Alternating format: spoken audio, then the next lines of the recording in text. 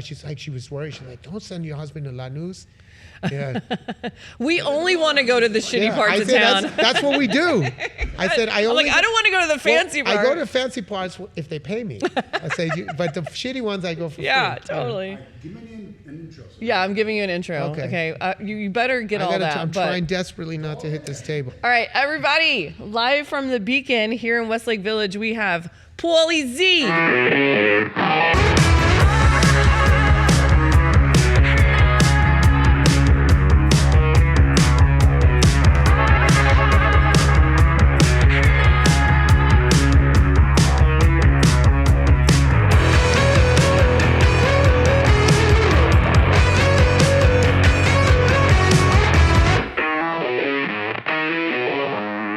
All right, everybody, live from the Beacon here in Westlake Village, we have Paulie Z. Paulie, you got to say it like that. I got to say, no, you don't have to say it, but I can't say it. I can't say your name. Paulie Z without saying like... It would be going backwards, though, because I've kind of like refined my Yes, accent. You've refined your Brooklyn accent. Paulie Z.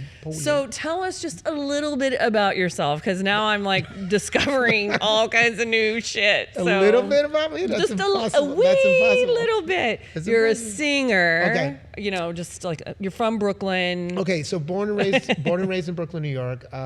Musician, singer, and guitar player, but more so vocalist in I'd say in the last ever since I moved to LA. Okay. And so prior to that, I was only a singer and guitar player. I was in a band called ZO2 with my brother David. It was an original band. We toured with Kiss and Poison and did some great stuff. Released 3 albums. And we also did children's music. So my brother and I had a band called the Z Brothers, and we were like the biggest kids entertainers in New York. So, and also in that, I sang and played guitar. So I was always a singer, guitar player. Okay. ZO2 was a trio. And we had a TV show called Z-Rock, where we were based on our real lives as a rock band at night and a kids band by day. Obviously, we exaggerated that we were like doing the kids stuff just to pay the rent, you know, and we didn't really like it. It was just a job. But in real life, we loved it. Like, you know what I mean? But for the show, we had to exaggerate the situations. Okay, yeah. But it was a semi-scripted comedy, kind of like Curb Your Enthusiasm. There was no script, just bullet points. We played ourselves, and then we had guests like, so many guests, but some of the bigger ones were Joan Rivers, Dee Snider, Dave Navarro, Gilbert Gottfried. Basically, comedians and musicians were our main guests. Cool. Because it was, it was a sort of comedy. Rock and roll comedy. Yeah. And the best way to describe it, honestly, if you took Spinal Tap, the Monkees, and Curb Your Enthusiasm, and put them in a blender, that was the show. I love all of those shows. Yes, yeah. And they had elements of each. So that was like my New York history. The old, like when I had my big glorious afro, the Jew fro, it was glorious. And then I came to, and then everything kind of in 2010, you know, not to get into details now, maybe later in the podcast if you want, but you know, everything kind of went to shit.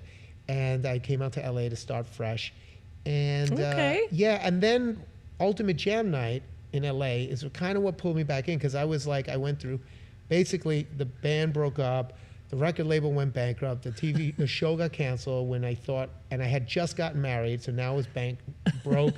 I filed for bankruptcy and then got divorced. This was in 1 year. Oh my God. Yes, in 1 year. I literally got back from my honeymoon, and then the first email I got was like, oh, the show's not getting picked up.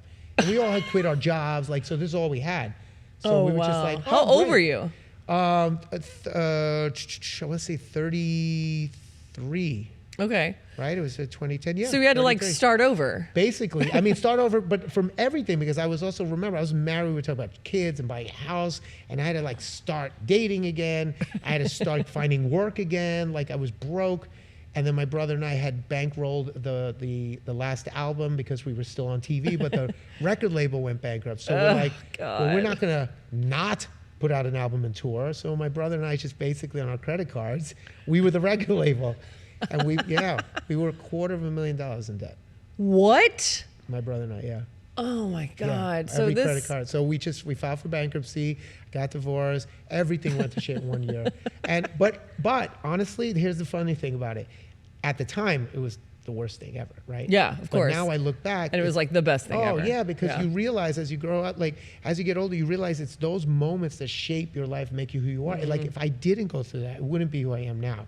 You know what I mean? Like I had to go through that, you know. So I started fresh. I came to LA. So then I was just going to focus on education. I was just going to do the kid stuff. I was like, you know what? I had my rock star life. Like, I'm good to move on. Yep. And I had enough of it. Yeah. You know. Yeah. And luckily it didn't destroy my life. I mean, it was pretty bad, but it wasn't like some of these stories you hear. So I was like, you know what? I survived. I had met Lucia, who's my wife now. We're going to celebrate our 11-year wedding anniversary next month, a couple months. But you know, I was like, you know, I'm going to focus on my relationship, focus on education. Yeah. I had my fun. Moved to LA, start fresh. Okay. And then I got pulled back in. Rock and roll doesn't want to let me go. No, rock and roll does not want to let you go. No If anyone has ever seen Paulie sing, like God, you're just like so good. You have so much charisma, so much personality. Like, yeah, it had to pull you back in. The world needs you. Thank you. Well, and also I realized at a certain point, you start realizing what your purpose is, right? Yeah. And then as you get older, you become a parent. Like I have 2 kids now. Like you just think of things differently, right? I start thinking about, well, what's my purpose on this planet, right? It's not less so about, you know, what kind of clothes I'm wearing and, you know, what cover songs that you're gonna sing. Yeah, or you know, like the girls and the attention and how many records you set. Like that's a young man's game. It's like, oh, that's great, fine. Now I'm like, what's my legacy? What's my purpose? You know, what is you know, am I going to be there? You know, I have to move mountains to make sure I'm there for my son's kindergarten graduation coming up. Like I literally have to reschedule shows and rehearsals, take red eyes, and like it's. Yeah. But that's the priority, right? Right. So I realized like my purpose was to bring joy through music and education, and not in the traditional way that I thought. Because growing up, I wanted to be, you know, the traditional rock star. Okay. Right? The, you know, with the open bare chest and Yeah, the big hair. totally. Like, Yeah. You know, hey, mom, you know. The bravado. Yes. Yeah. The traditional. Like, was there ever a moment that you didn't know you were going to be a rock star? Like when you were growing up, like you knew you were going to do music? Not necessarily. Like actually in elementary school, funny enough, in my yearbook, I wanted to be a baseball player. Oh, which okay. Is ironic because I'm terrible. Oh, you're not good at baseball. No, I can't. I couldn't even hit a ball if you paid me $1 million. It's terrible. It's because the Mets won at that time, and everything was all about the Mets, and I was just all into like baseball. I had no business wanting to be a baseball player. Okay, so you didn't play baseball.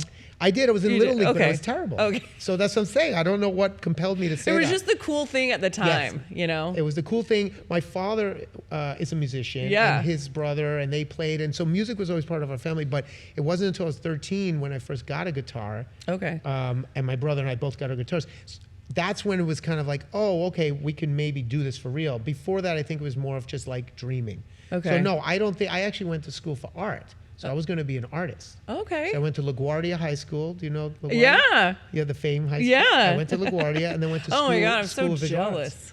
Oh, it was the I greatest. always dreamed of like going to Fame. Like that was my dream. I had different rooms in my house where I was like, this is the dance room. Yes. And this is the art room. That was and this the is school. the music. Oh my God. Yeah, I'm the so 8th floor jealous. was the dance floor, all the ballet. People were up there stretching and then like. But you know. didn't go for music. No, so here's something funny. So I went, you could double major, right? So I went in with my dad for the audition day, right? And I went I wanted to do art and vocal. Not music because at the time I had just started playing guitar. I wasn't Okay. good enough to do Okay. it, you know? So But I just vocal got a was like guitar. separate from. Yeah, well, like, because I was singing Kiss songs and I was singing, like, I could kind of sing, you know what I mean? Yeah. But I got there, and then they were these kids in the hallway practicing, and they were just like, hey, like gospel, and like just like singing. Yeah. And I'm like, I can't do this. Is a waste of. I can't do. I literally just lost all my confidence, and I didn't even try. And it's one of the. And your dad wasn't like. Well, after he found out, he was like, he was devastated, but he was like, "What happened?" And I said, "I just Chickened out. I chickened out. I couldn't say. I was so intimidated, and it's one of the few. I have very few regrets in my life, but that was one of the few regrets that I didn't at least try. Yeah. Even if I failed, I didn't try. Yeah. Because I didn't believe in myself. So it was one of those moments. that's Again, like, one of those moments. one Yeah. of those, and it's a couple of other. I have some. I actually have a pretty cool story that I've never shared. Maybe I'll share with you, like that. Like That's- now or. maybe, yeah. Well, I guess it's a long enough time has passed. It's a great story, But the point was, I went for art. I got in. I was great at illustration and drawing and stuff. More drawing than painting, pencils and markers. Okay. It was great. And I just didn't trust myself enough musically, vocally. Yeah. So I got in for art, and that's what I did. And then I just thought I would be an artist. That would be my job. Maybe just play on the weekends for fun. Okay. So I went to school of visual arts, and I got my bachelor's. So 8 years I'm drawing, painting, and I was really good at it. So it was like, that was my path. But then my brother, funny enough, even though he was younger than me, he influenced me so much. My brother was the one that pushed me, and he said, no, he started a band when I had just started college, and he's like, I need you to be the singer. My friend quit, his friend, and we need a singer guitar player. And I'm like, I can't sing. Yeah. Right? That's what I thought. I was And like, this no. was your like already, how old were you then? Well, so 17 maybe, right? No, I'm sorry, no. Because you were in college. I started, yeah, so it's, like 13, 14. Oh, okay. Yeah. Oh, no, that's right. I had started college, right. So I was about 17, sorry. Yeah, because he was in high school. So, yeah, I mean, I was messing around at home. Yeah. And again, you weren't singing. like jealous of the music students when you went to LaGuardia? I would be, if I was you, I'd be like, bit. oh, what are they doing over there? A little bit, but You were still really focused on art, I guess. No, because I also was doing rock and roll at home with my friends. Okay. It was more of like a hobby. Because remember, they were playing violin and cello. Yeah. They weren't playing Rock. Black Okay. Sabbath, right? Yeah. So Okay. that's the difference. So when I went to Oh, school, yeah. all my friends who were musicians, and we got They were along classically- great. Oh yeah, most of my friends were the music friends, because the art kids were like a little weird, even though I was an art. They were artsy. The ballet, so all the dance students were a little, the singers were. Singers. Also, yeah. The singers were singers. And the actors. The best were the musicians. Yeah, I'm telling you, okay, they were the good. best. Whew. They were the Thank most God. down to earth. And then, when I went to school, they were doing classical. They were doing Mozart. They would do jazz. Yeah. It wasn't. Yeah. No, there wasn't no rock jealousy. and roll. No. Yeah, there Wasn't like there was MI no or something. pop music like there is now. I mean, even USC has a popular music program now, but Yeah. that didn't exist No. back in the day. So yeah, so interesting. But so what drew you to education? Well, because my dad was a teacher. Okay. But it started when I got a job. So because of the school, right, all my friends were getting a job at the Children's Museum of Manhattan. It was Okay. a big museum, right, for kids. And I had like a telemarketing job at the time, so it was just a crappy job, right, whatever. Yeah. And all my friends were getting the jobs. I was like, I need a better, this job Yeah. sucks. Can you get me in, right? I asked one of my friends, and he's like, yeah, let me set up an interview. So I went, and I'm thinking, I would go for art. Yeah. Right? I'm going to school. Sorry for the throat clearing, but I'm like 3 hours sleep. 2 shows this Yeah. weekend. In Fresno. Huh? In Fresno. In Fresno last night. There's like 700 screaming fans. It was great. So I go in and I do the interview, and I'm like, well, I go to school for art, right? It's like, well, we don't need any art teachers, but we need a musician to do our sing-alongs. And it says here you sing and play guitar, right? It was one of my special skills. And then she was like, can you do kids music? And I'm like, I can sing Black Sabbath. Kids music. War Pigs, does that count as kids music? Yeah, I didn't know any kids music. And they're like, well, like, I said, what do you mean? Like the Wheels on the Bus and It's a Piece of Spider? I'm like, I Yes, guess so. How you hard can, could it yeah. be? I was like, sure, why not? She goes, okay, because we really need someone, so there's not a lot of people out there. So I said, okay.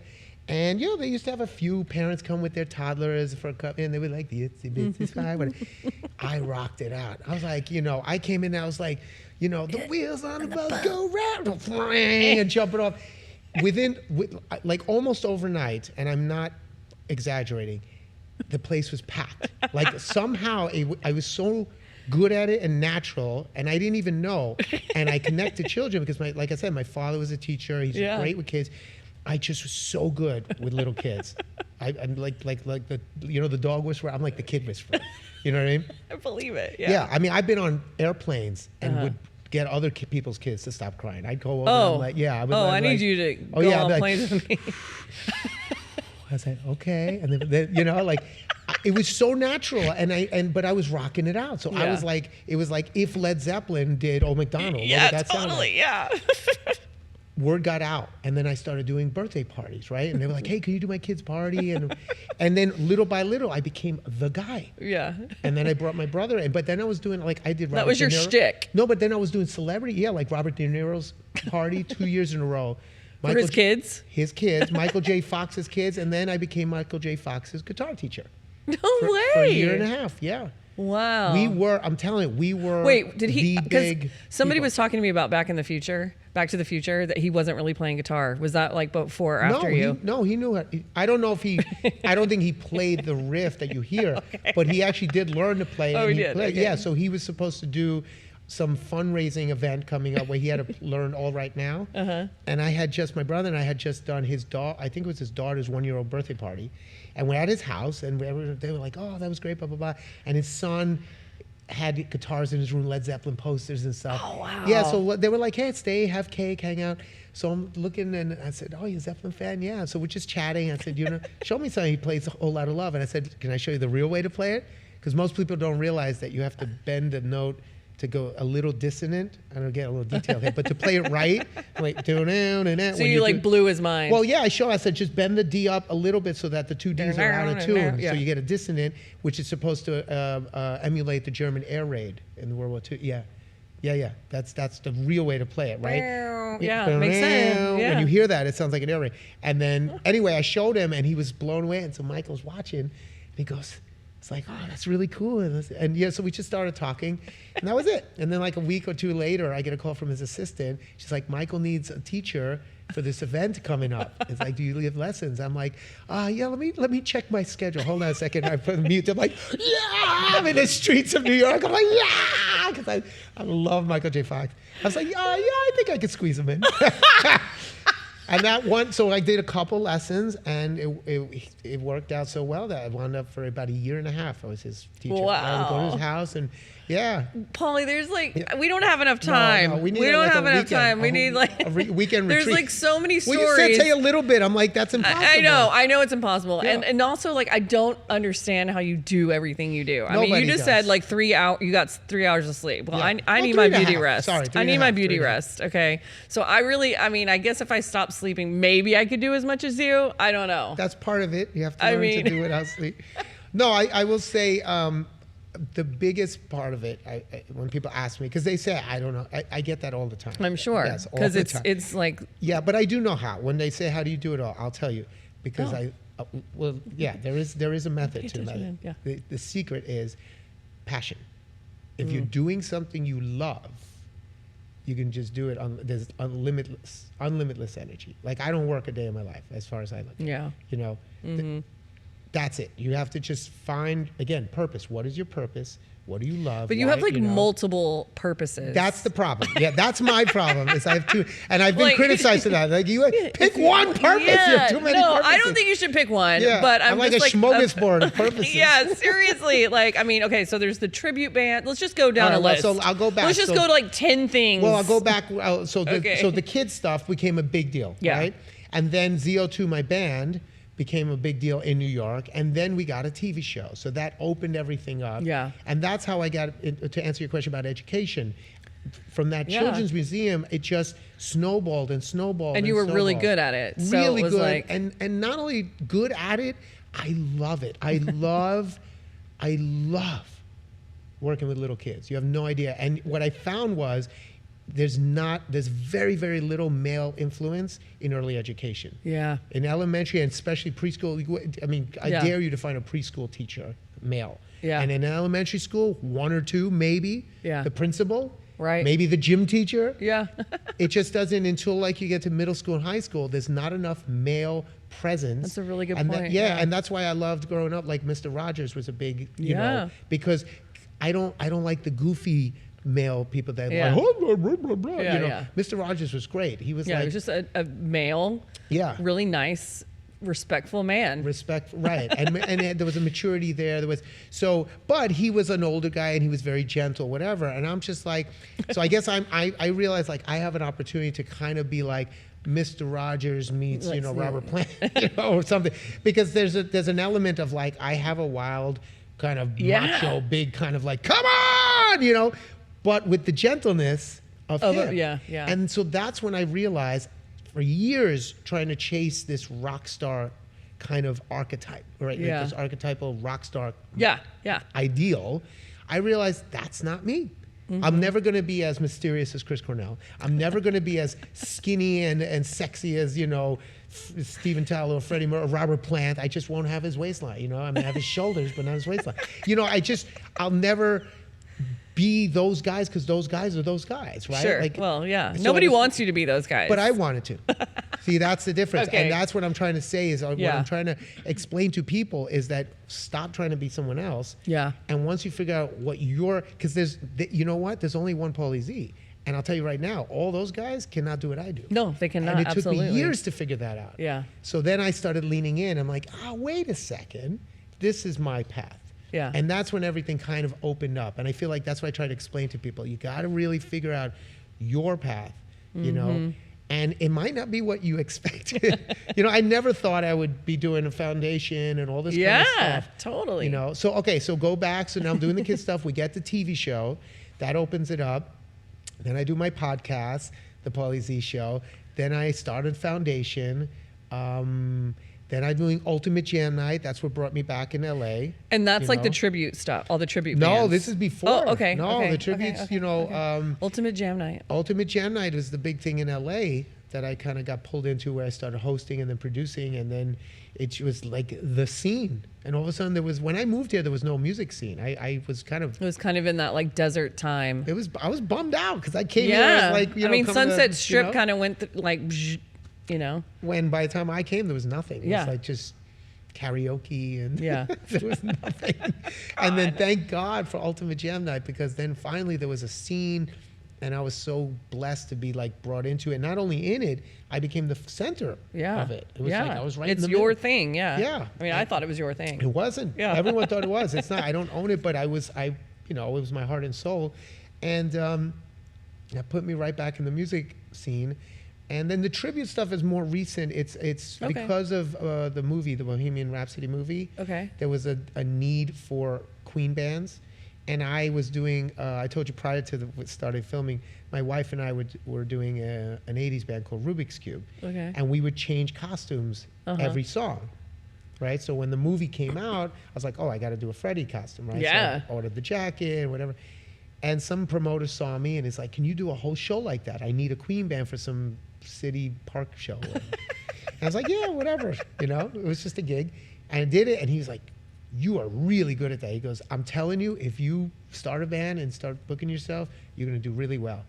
And I was like, yeah, I'll try it. Yeah. And again, it came naturally. I wasn't a huge Queen fan. It just came naturally. All the moves, the vocal, everything was just like, I'm pretty good at this. Let me see. And that's it. And it took off. And now it's like my biggest moneymaker, even more than the TV show, believe it or not. Like, really? Yes, but Bohemian Queen is paying my mortgage. Wow. Is paying for my vacations, family. I mean, we are killing it. Wow. And then from there, because I can't stop, I was like, well, what if I start another band and another band? And now it's like 10 or 30 or something? 12. Yeah. I'm like, I don't know. It's something you can't really Well, lose. next like, what? Tuesday So it's for like my birthday show. AC/DC. Well, hold on. So I'll go Okay. down the list. So it's Queen is the flagship. That's the big Okay. one. Then we started Led Zeppelin, Deep Purple, Journey, Aerosmith, Foreigner, Bruce Springsteen, Chris Cornell, Rocky Horror Picture Show. And then next week at my birthday show, I'm launching 3 new bands, which is AC/DC, Paul Rogers, and Thin Lizzy. Thin Lizzy, which I'm playing bass on. Cool. Which is hard because I cut my finger. Yeah. And then we had a promo. But now, so my thing is, my business model is like, you need a band? I'll We'll put do it. together. So a promoter in Alabama asked me to put together a Skinner band. I said, sure. So I'm working on a Skinner band. Oh, yes. Oh, well, I Yeah. think my favorite, I mean, I haven't seen you do all of them, but I Yeah. just think like the Journey one, you're so good. Like they should have hired you as the singer. Well, I wasn't on YouTube then. See, if I was, they probably would have. probably would I'm have. so late with this stuff, you know? God. I know. Well, who Okay, knows? but so there's the tribute band stuff. Yeah. Then you have your education stuff that you still teach kids in the morning, So right? yes, I teach on Tuesdays. I do 11 preschool classes every Tuesday, back to back in the morning. Yeah, I do preschool. I do private lessons. So I teach vocal and guitar privately online, and then I have the foundation. So for those that don't know the foundation, it started out actually in New York as Rock Asylum Foundation, and what it was when we had the TV show, and then we didn't have it anymore, right? I wanted to capitalize on these connections because I knew I had like all of a sudden celebrity connections that maybe would go away. Yeah. When you're on TV, when you're hot, Yeah. and then you're not, right? And that kind of did happen with some people. There were some people that Really? went, oh yeah, some They big went stars radio that, silent. Yeah, and I'm like, hey, man, yeah. Merry Christmas, nothing. Happy birthday, nothing. Yeah. But during the show, it was just like, hey man, Yeah. I won't mention names, but it did happen. And there were others that I remain friends with to this day. John Popper, Chris Barron, like certain people that have just stayed friends. So I wanted to capitalize. So I started the podcast, the Paulie Z Show, right? And then I started this nonprofit. And the idea was we would raise money for kids programs through our rock shows. Okay. So you come to see ZO2, and then like a portion of the proceeds. Perfect. I love kind of that. thing. And it was kind of a cross promotion, and obviously ZO2 was doing the kids show, so it was cool. Yeah. It wasn't like we were giving it to someone else. Yeah. We were the kids show. People loved it. Yeah. Then 2010, everything went to to shit. I started fresh, came out to LA, so I stopped the nonprofit, but I always kept the 501c3 status because I knew one day I thought You would need it again. well, I was definitely going to do it, but I thought maybe when I'm 60 and balding and later. And then in 2017, and then my brother was killed. And then that changed everything. Obviously, my whole life changed, and my perspective. We talk about being grateful. You talk about being spiritual. Everything changed that day. The day that I got that call was not a good day. Yeah. And so he's so much more than your brother. He was your bandmate and your best friend and your mentor, even though he's younger. Yes, he kind of pushed you. Well, no, definitely. He influenced me. I was more of a couch potato. He was the guy that was like, he was the guy that would literally, like, if he was waiting to be interviewed with you, right? Like I was waiting before. He's like, oh, I got like 8 minutes. He would do 8-minute abs. He would just do over there, do push-ups and P90. He was insane. He was not a normal person. He was insane, but he was so. But then he had, he was like built like an Adonis, played bass like like Billy Sheehan. He was just a god. But then he was like a goofy little, had chocolate milk and cookies and playing with kids. Like he was. Yeah. He wasn't really a normal person. Yeah. And he influenced me so much. But I tell people, it wasn't just my brother. It was more than that. Yeah. Because there are 3 of us. My younger brother, Brian, I would take a bullet for him. I love him. He's my brother. But we didn't have this connection. No, he was the younger one. Yeah. Through music and the age, we're 2 years apart. All our friends were the same. Yeah. We did everything together. He was my best friend. I say we were as close as 2 human beings could get without the intimacy. You know what I mean? Yeah. Right? Think about this. That's as close as you can get without the actual love part of like my wife. Like I can't imagine being closer to a human. Yeah, well, and the fact that he was your brother too. That's just like you came from the same place, Yeah. So then I changed. I resurrected the foundation. And how quickly did you do that? Because that. He was killed in a car accident. So it was 2017. He was on tour with Adrenaline Mob. That was like that all-star metal band, which was ironically AJ Perro was in and died. And he was in that same band. It was kind of some weird, mojo with that. So not at the same time. No, he was there prior, and they were on the road. There was an accident. It was all over the news. It was a big thing. And that was in 2017. So what I did was I just started doing GoFundMes because people were saying, are you going to do something for to raise money for the funeral or do you need for your family, anything? And we were covered. He had his savings, so we were covered. But people wanted to support. So I was like, well, maybe I could just raise money and give it to his school, Brooklyn College. And that's what I did. So the first year, I raised like $25,000 and. Oh, so that's the Brooklyn College yeah, connection. so there's an endowment, a permanent endowment in his name at Brooklyn College. Okay. Right. But then I'm like, what do I do next year? So then he was diabetic, so I was like, maybe I'll raise money for diabetes research. And I'm like, he doesn't want to be remembered for that. You know what I mean? Like, he doesn't want people to remember him for insulin shots. Yeah, no. totally. So I said, I got to do something music, rock and roll. And I didn't know what to do. And so it was actually in 2020 during the pandemic when I did this. It wasn't meant to be, but I did this 5-hour Facebook live stream, 5 hours straight. And there had to be divine intervention because, you know, I had not once did the stream go out. Think about it. And I don't have like commercial Wi-Fi or anything. Right. 5 hours. And I had like all these celebrities that did collab videos because that was the big thing. Yeah. And just all these people I reached out to, I didn't realize how much footage I had. And so I had all these collab videos and interviews and stuff and videos of him as a kid, all this stuff. Cool. I remember Mike Portnoy told me, he called me at the end of it and he was like, he said, I was crying. He goes, I watched the whole thing. I said, all 5 hours? He goes, yeah. And he's on East Coast time. It was like ended at 2 a.m. He goes, I watched the entire thing.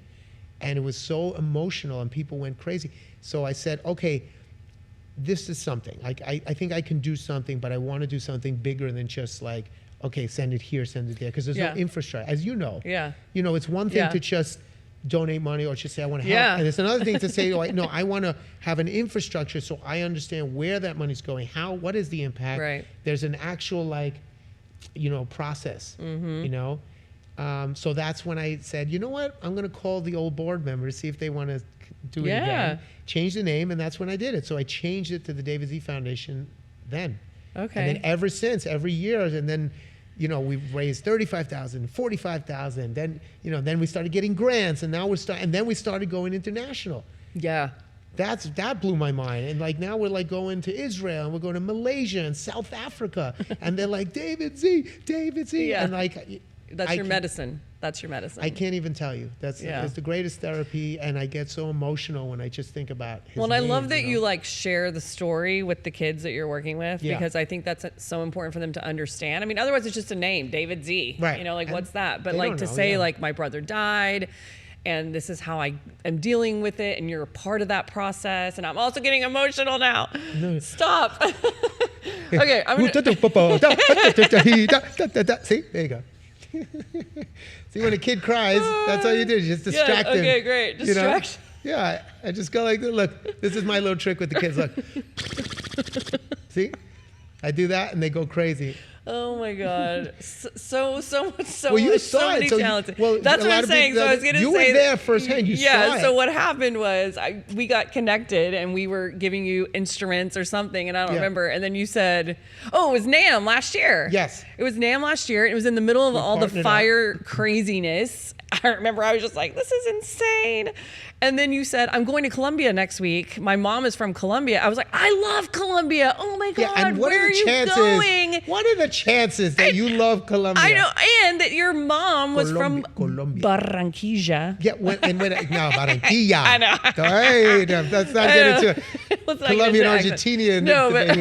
No, but the fact that you knew Barranquilla was crazy. Well, I know it is kind of crazy. But so I filmed a documentary about this program down there with Children International, Juan Carlos Natera, Llanos, and anyway, so I was like, you cannot go to Colombia without meeting these kids. Yeah. Like, you cannot do it. And then the fact that your mom was from Barranquilla, so it was just like, and I was like, I'm going. But this was like, we're going. This was like 10 days before the trip. Yeah. You know, and it's funny, divine intervention. I hadn't booked the flight yet. And my mom kept saying, when are you going to book the flights? That's going to be expensive. I'm like, Ma, I'm busy. I said, I'll do it when I do it. Like, things will work out. Yeah. Like, it's that, I always have that faith, attitude, right? Yeah, that attitude, that faith of like, things will work itself out. You just keep doing your job, show up, do your job. Things will work itself out. Yeah. And it did, because if I had booked, I would have had to change everything. Yeah. I hadn't booked the flight. Oh, wow. Remember? And then I told her, I said, hey, you want to stay one extra day and go to Barranquilla? And she's like, what? And then what was great about that is my parents just celebrated their 50th wedding anniversary, right? And your dad had never been. Never gone to Colombia. And he went first time, visited her house where she grew up. They welcomed him. I mean, it was so cool. Oh, so special. So special.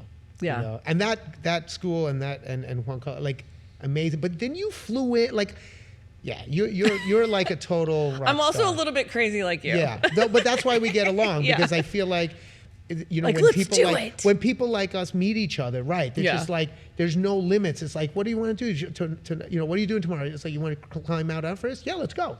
You know what I mean? You want I'd probably decline on that one. Well, but you know, what I mean, theoretically, what do you want to do I'm like, tomorrow? can you just like get a helicopter and fly me to the top, and I'll meet you there? Yeah, and I'll climb up and we'll have lunch. We'll have a picnic at the top.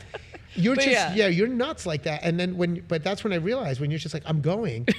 And I'm like, okay, let's go. let's go. And we did. Yeah. And it was amazing. It was so amazing. And the one that we did in Armenia won an award.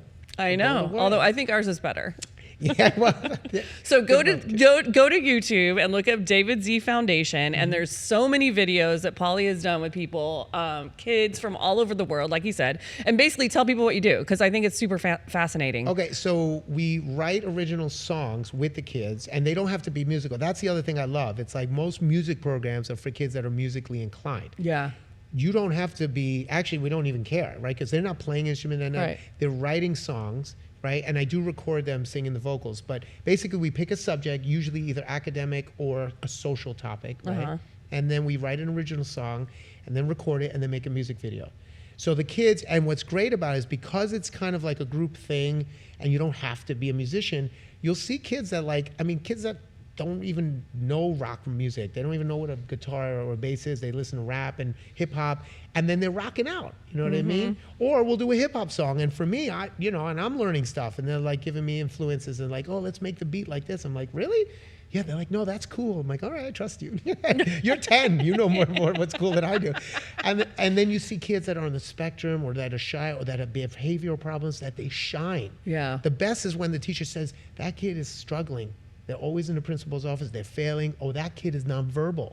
Never said anything. It's the first time I ever heard her say something. Those are the moments I live for. Yeah. Because they don't do so well in the traditional setting of school, and then all of a sudden you give them this creative outlet, and they shine. So and then they have a real video, and they're like, we're going to be on YouTube, and like, YouTube's like being on TV. Yeah. When we were kids. Totally. Like, yeah, you're going to be on YouTube. Yeah.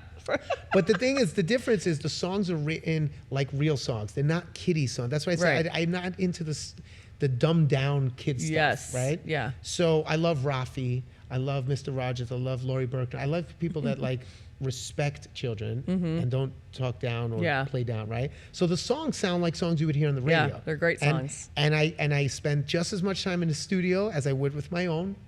Sitting there and getting drum sounds and days, right? Yeah. And then the videos, edit them like if it was a real music video. And and to date we just won our 15th award. Wow. Yeah, 3 of them with a video we did with Corey Glover in Brooklyn. Oh, that's so cool. I've definitely been thinking about the programs I want to take you to. and here in the States too, every time I'm talking to grantees, I'm like, oh, I have a really good idea for you. And the other cool thing is that when we came back from Columbia, and it took like almost a year, we just got rid of all the stuff, but we bought them all these instruments. So I think it's like 100 violins. I didn't know that. Yeah.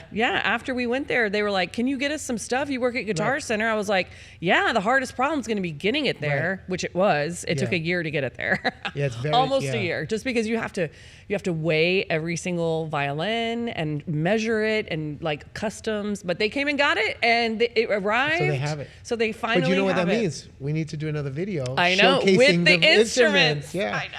Yeah, and the thing that I love about it too is like Schoolhouse Rock kind of mentality, where at the end of the day they're also learning whatever it is you're writing about. You know what I mean? Like I learned stuff. Like I learned, like energy conversion. There was a video I just did recently in Cincinnati, and I'm like, oh, I didn't know that like energy can't be created or destroyed. It just converts from one to the other. Kinetic and potential energy. I remember Martin Luther King's birthday and when he was born, Amelia Earhart, and you learn all this stuff. We did one for the American Revolution, and I got dates in my head because of the melody. 1772, da, da, da, da. You know what I mean? So the kids learn through the music. It's a mnemonic device, no different than like listening to a commercial. We should create a school where every class is music. I will. I mean, like, you know what I'm saying? Like your history class is music. You want to help me? Yeah, I would totally do that. If you saw my playbook of what I want to do in this world before they bury me, it's ridiculous. It's ridiculous. So this is why you don't sleep, because you're like, I have so much shit to do. I sleep. I just don't sleep as much as I should. I do sleep. I mean, I'd be dead. I mean, people always like, you don't sleep. No, I make up for it. Like, there are nights where I work to 3, 4 in the morning, right? And I'm working because now with little kids, I can't even start until 10.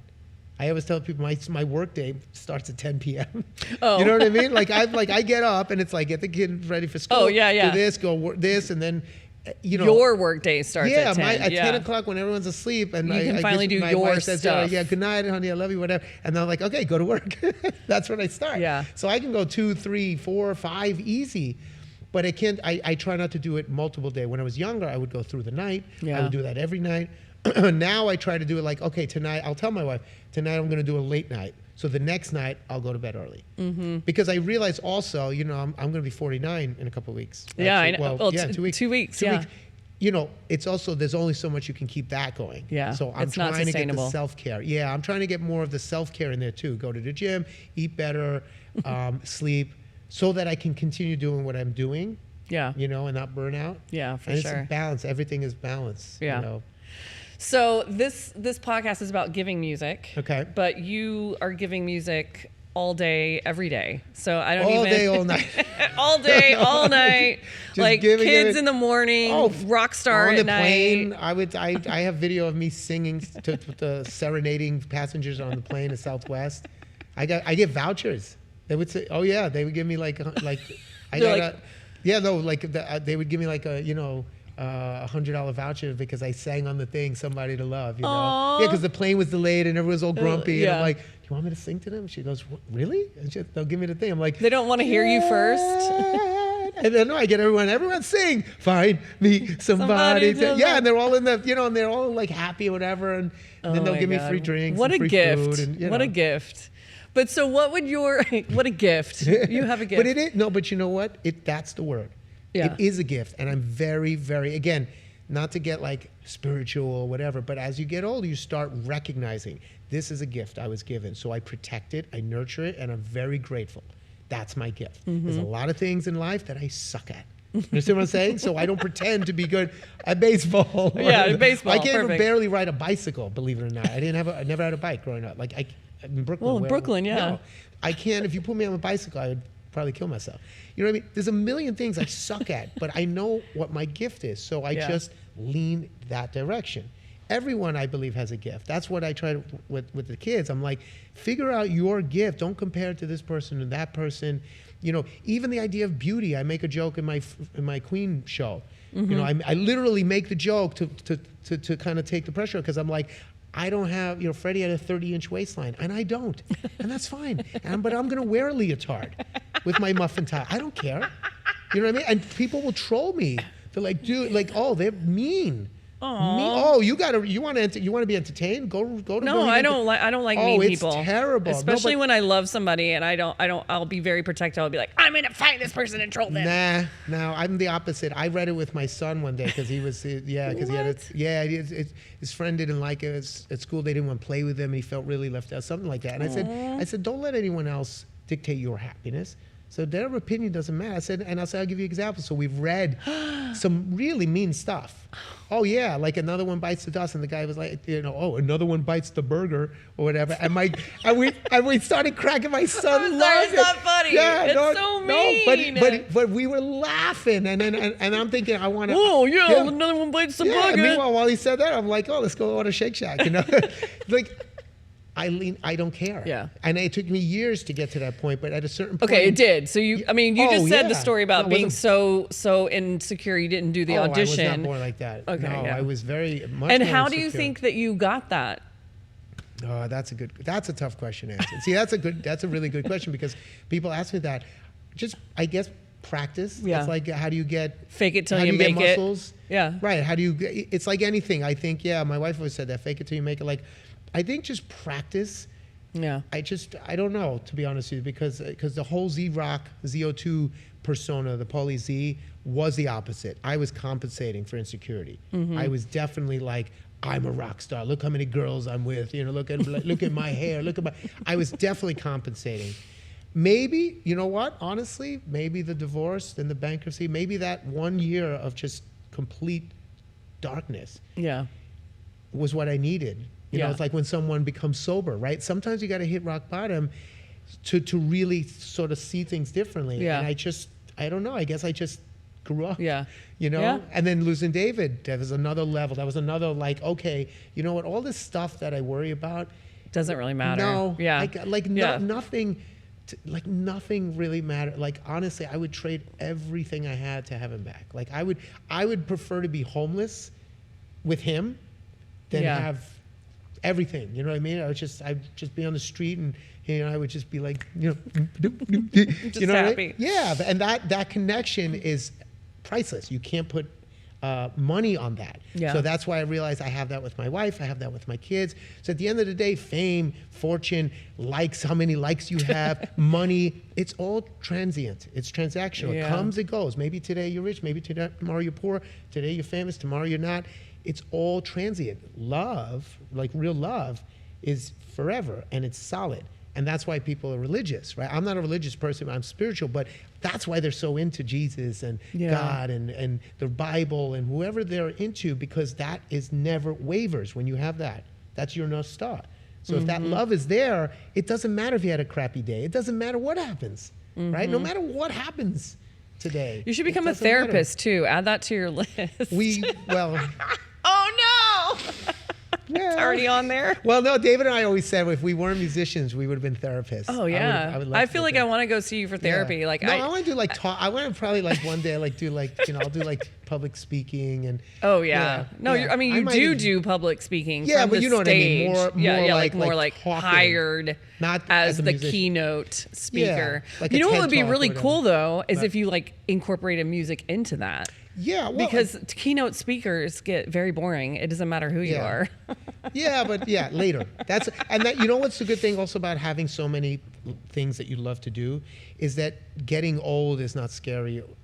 Like I'm just like I have so much stuff to do that I'm like. I'm not like, oh, I'm getting old, or I can't do this anymore. I'm like, oh, well, good, now I can start doing that. Yeah. Like I want to do children's books. I want to have my cooking show. I want to start a school. I want to, I want to start the first school on Mars when SpaceX go. Whatever. Cool. it is. Yeah, sign me up for that too. Whatever it is. So it's like until I'm dead, I have so much stuff to do. I'm never going to be bored. I'm never going to run out of energy. Stuff, yeah. Right. So that's kind of the part of that fuel when people are like, how do you do what you do? Is well, because there's so many things I like to do. Just Now, keep adding it to the list. yeah, so the therapy that I even joke is like I'd probably just run for president one day. And, Oh my God, let's do that. You have no man. How many people except my wife? My wife's the only one that says, "Please don't do that." But I've said that to people, and they're just like, "I'd vote for you." I would vote Like, for you. Yeah, see, I there mean, you go. maybe There you go. are what we need. Like we are in a very critical time, and I oftentimes think like, where is the leadership? Yeah, well, like that's a whole nother podcast. I know I don't want to talk about that. the I don't only want to thing go I'll- there, the but I'm only just thing saying I'll like I would I'll say one totally thing. vote for you. I'll say one thing about that, and that's it, because I Okay. don't get involved. You'll never see political stuff Yeah, from me no. on my Facebook Yeah, or me neither. Instagram or on stage. I don't get involved. But I will just say this: the one thing I feel like nobody really wants a real solution or meet in the middle. No one, and that's my problem. That's why I say when someone really wants to find a solution, and in order to find a solution, you have to understand your opponent, your enemy. You have to understand and empathize their point of view. If all you do is demonize and say you're wrong, I'm right, right? There's no end.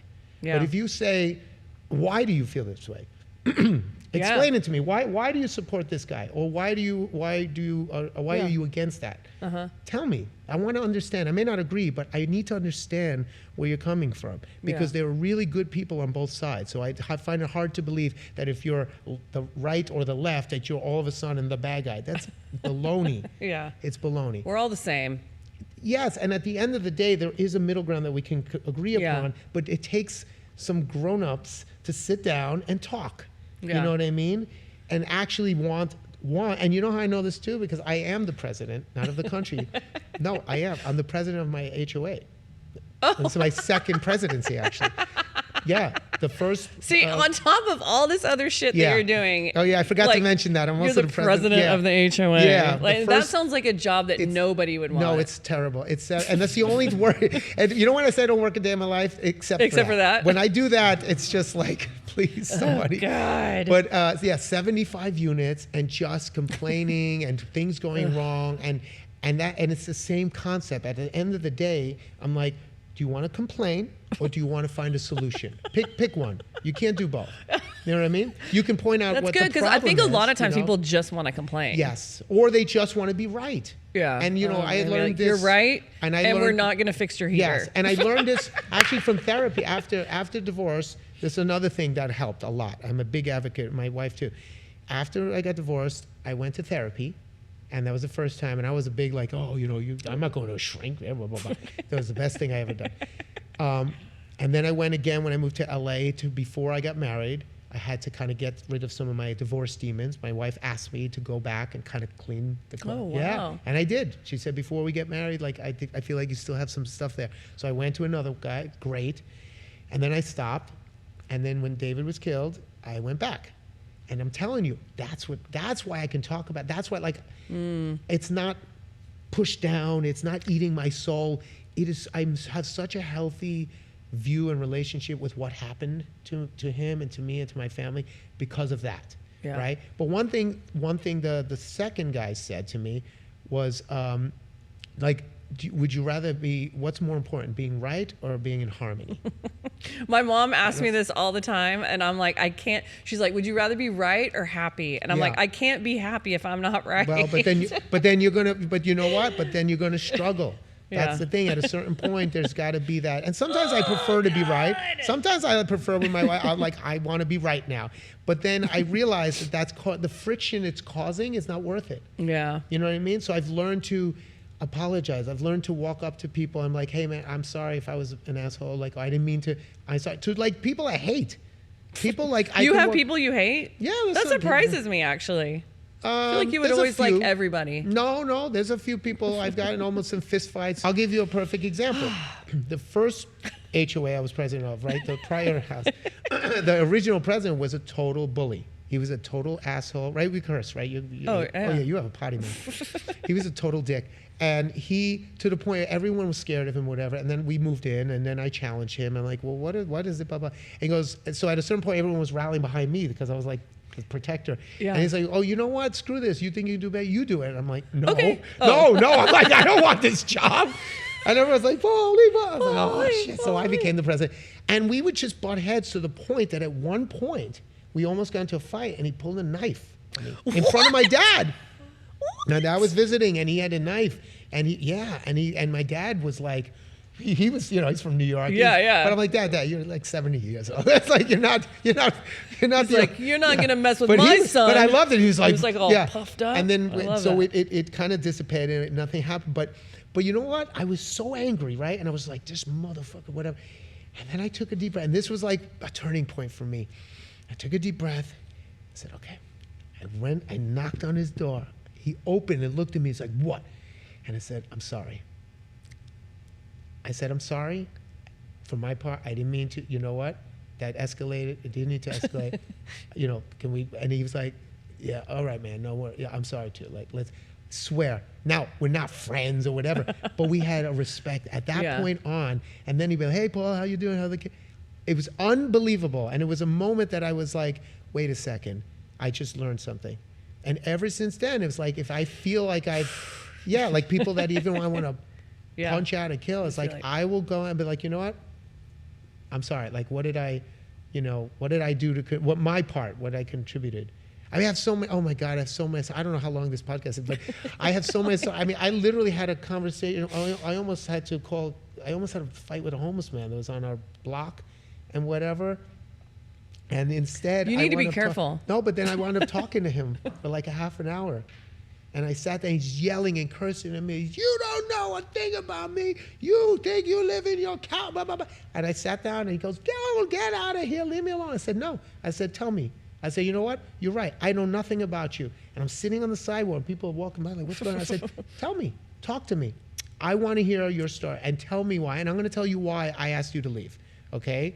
Because I'm going to tell you why, my point of view. And literally, by the end, it took a while, but by the end, he was like, well, you know, at least you could have maybe come over and say, hey, good morning, you know, can I help you? You kind of came aggressive and, you know, and I was like, okay, so next time I go, yeah. And it was crazy. And he said, all right, have a good day. He said, you know, yeah, like go to work, I don't want to keep you. It was just so surreal, but I was like, that's what we need more of. Dehumanize people all the time. Because it's just you're on that side, I'm on this side, you know? Bad good guy, bad guy. There's no good guy, bad guy. Yeah. There's always a gray area, you know? Yeah. But I know we're getting away from music. Sorry. So I'm just like. No, but it's part of the education, though, because this is what I try. No, it's all music. I see it all as music. I mean, maybe you should give that guy a guitar. Yes, I think, or write a song with him. But the thing is about music, see, what I love about music, I said this at NAMM, what I love about music is it brings people together. Yeah. Music and food are the only two things I think, or not the only, but I think they're the two greatest gifts from God. Because it brings people together, right? Sports, I love sports, right? Yeah, but it doesn't really bring. I mean, there's always a loser. There's a winner and a loser, and your team, and it's always kind of like this, a little right? contentious. It's competition.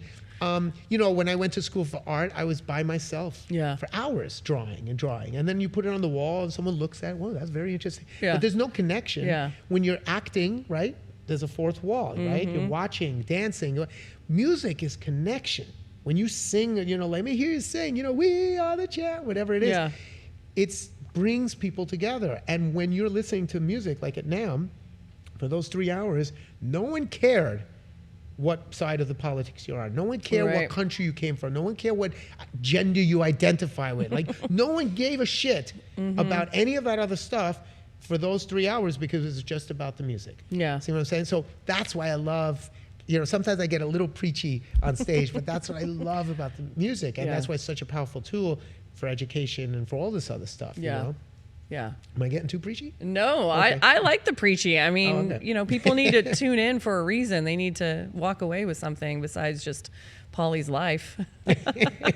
All the crazy shit Paulie does. Oh my God, we didn't even scratch the surface. I know. I didn't tell you my secret story. Oh yeah. Do we have time? I don't know. Yeah, we have time. Oh, okay. So the secret story. Okay, I've told a few friends, but I've never actually said this publicly. Okay, you ready? But it's okay, like you know. No, it's not public. Okay. No, it's not like I can't tell it. Oh, okay. You know what I mean? It's not like you had to sign an NDA. No, it's not that. It's just something I didn't really talk about. Share. No, Okay. but I might. Right, but I will with you. Expose it. Let's yes, go. Ready? Okay. So at one point, remember Camp Freddy? Do you know that band? No. So Dave Navarro, it's like an all-star band that Dave Navarro had. Okay, Dave Navarro, I know. Yeah, and they would bring in guest artists and they'd do a lot of corporate gigs and stuff, right? Oh, okay, cool. So during Z-Rock, Dave Navarro was on the show twice, and I became friendly with him. And are y'all still friends? Yeah. Well, no, you know what? Not as many texts back. But yes, he was always super cool to me, and I'm sure if I saw him, he'd be like a big hug and whatever. But less texts, I would say. Yeah, you know, it was like. Well, he got busy. You know, people get busy. Yeah, and you know, again, it's like relationships again are transient, and I got that. I get it. They ebb and flow. You know, yes, I get it, and it was like I never took it personally. I was just like, okay, that was that time period. Yeah. But he was always supportive. He did videos for the founder, and he's awesome. Oh, cool. So that being said, he invited me to sing with Camp Freddy. Now this was a big deal. Because this was like Travis Barker on drums, you know, Jerry Cantrell was on guitar. Like, it was like an all-star thing. Yeah. And what was it? Corey Taylor, I think, was singing, and Adam Levine came up this night. So I flew in from New York to sing with them, right? And first I was only going to sing one song, You Could Be Mine. And then I'm at rehearsal, and the girl who was going to do Spoon Man couldn't make it. Her flight got delayed or whatever. They're like, oh man. I said, well, I know Spoon Man. You want to run it? He goes, you know it? I said, yeah. So I go up and I sing it. And they're looking at each just like, oh my God. It's like, can you do that tomorrow? We have another show, a private gig. And I was like, yeah. Okay. So I do that. And that's the show that Adam Levine's at. He comes up and he and I sing Paradise City together. Oh. Yeah, it's on YouTube. Oh, and he it is? Oh yeah, and he doesn't know the words, so he's got the phone. He's like, you know, and he's looking at the phone and I'm like this, and him, and like, take me down with Adam Levine and Corey Taylor, right? And Donovan Jr. are singing backups, Travis Barker on drums, you know, Billy Morrison from The Cult and Dave Navarro. And I'm like, am I dreaming? Is this happening? It was insane, right? And then the next night we did the Roxy, and that was the show I was supposed to do. Anyway, the manager of Camp Freddy was also the manager of Velvet Revolver. This guy named Rick Canny. And they were still looking for singers. And Dave, okay, Dave goes to Rick and says, "You're still looking for a VR singer, right?" He goes, "That's your boy." Yeah. So I get a call from him, and he's like, "So Navarro's talking you up. I saw you sing, good stuff, whatever. Can I send you a couple tracks?" And okay, write some lyrics, write a melody, whatever. And this is one of my big regrets. So they send it 2 tracks. I still have it to this day, never released. 2 Velvet Revolver unreleased tracks, right? And I was intimidated. I froze, and I just procrastinated. I was like, "Oh, tomorrow I'm going to do it. Tomorrow. And the reason why is because I was like, well, these guys Slash worked with Axl Rose, Scott Weiland, right? You talk about guys that did drugs and got arrested and they have tattoos. These guys are in a different world, right? I've never smoked a cigarette. I've never done a drug. I don't have a tattoo. You know what I mean? My brother and I, drink chocolate milk. We didn't even drink alcohol at the time. I didn't drink any alcohol until I got married, zero. We were milkshakes and donuts, and we were so wholesome that it was pathetic. Yeah. You know what I mean? Yeah. And I just was so intimidated because I knew vocally I could do it. Vocally, I was confident. And melody-wise even. But when it came to the lyrics, I said, what am I going to say? This was before AI. If there was AI, AI, write me a badass lyric about, getting arrested and doing, snorting, I don't know, whatever. Oh, that would have been great. But you could have just written something that was unique to you. But that's the thing. I didn't believe I wasn't good enough at that moment. Do you know Dave Kushner? Yeah. You know him? No, I know of him. No, because he works at Guitar Center now. What? Yeah. Oh my God! He was on the podcast. Oh, we got to tell him that story. I know. He probably has no idea. Oh my God! We gotta tell him that I gotta story. connect you with him. Yeah, because, for sure. Yeah. So and he's such a great dude. I heard he's really nice, but I never met him. You would love him. Yeah. Well, I almost was in a band with him. Damn it. But it was because the thing is, I chickened out. I was insecure and I was scared to fail. So I procrastinated, and eventually I blinked. It was 6 months went by. Yeah. And eventually I sent him something, but at that point it was like old. Yeah, it was like old news. And I missed the opportunity. And I was like, you know what? I should have just sent him something right away. And if they said no, they said no, but at least I gave it my best. Yeah. But instead, I did not believe in myself. I wasn't good enough. You know what I mean? And I was comparing, and I regret it. No, you were good enough, but you didn't think you were. I didn't think I was. And to be honest with you, maybe I wasn't good enough vocal. Maybe it wasn't what they needed, and that's okay. Right. But that's okay. Yeah, right. yeah, that would have been okay. Yeah, it's just it doesn't everything doesn't have to fit. You can't be perfect for all the situations. things. No, yeah. but at least try. I'm like, why didn't I just try? You know, and I was scared, and so it's another one of those high school moments that I regret, but I learned from. I was like, don't do that. Yeah. You know? So there you go. I never told that story. This is a really good closing because, well, A, I'm glad you told me that because of Dave Kushner. Yes. But B is because my thing for closing was what is your advice to young musicians? What is your advice to them? How do you get into music, or, maybe they're in it already? What is your... My advice? So my advice is, one, figure out who you are. I think you really, really take time to figure out your special gift. What makes you, and try to lean in that direction, right? Because also if you're passionate about what you do, again, you'll do it better, you'll do it longer, you'll be able to sustain the lulls. Inevitably, life is going to be roller coasters, ups and there's downs. And the downs are what it breaks most people. People usually give up right before... Right? It's like the stocks, right? When stocks go down and people sell and they freak out. It's the people that make money are the ones that actually go in, or they hang on because they know it's going to go back up. Yeah. So you have to have enough sort of gumption and faith in what you're doing to get through that. And I think it's easier when you're doing something you love. Jim Carrey said that, right? Jim Carrey's like, well, if you're going to fail, you might as well fail doing something you love and fail on your own terms. Yeah, betting on yourself. So I think that's one of them. And also I will say, just because I kind of experienced it. Luckily, not so bad, but balance. I had it. I'm telling you, I had a taste, and we see all these famous rock stars, people that we grew up with, I idolize. They're miserable, and I'm like, it's not, in my opinion, it's not worth it. Yeah. There is no, Billy Corgan said that there's no Valhalla at the top of Rock Mountain. There really isn't. And you'll never fill that hole if that's what you're looking for. Yeah. You're constantly going to be searching. So if you can balance it, if you can find a way to balance it with love, family, health, anything, just, like spiritual, nature, hobby, something, balance it. So that your life is more of a holistic. You look at your life as a whole versus like, I got to be a famous rock star. That would be my advice, because you'll be surprised as to what success will mean to you. Yeah. You know what I mean? Success is not always what you think it's going to be. Yeah. Yeah. That's awesome. Paulie, thank you so much for taking time out of your day, for getting up this morning and coming here after driving from Fresno. God, Fresno. No, but really, I mean, you inspire me every day. I'm so happy we met. Like, I know that we have a long future together. We're going to do a lot of stuff, including the school, because I'm kind of serious about that. We're going to move some mountains. Okay. But yeah, thank you so much. You're welcome. Thank you. You made it to the end of the show. I hope you enjoyed it. It was so inspirational for me. If you enjoyed it, please like us, please follow us, subscribe, comment in the comments, do all the things. Go to guitarcenterfoundation.org, make a donation, help us continue to give music to people who need it the most.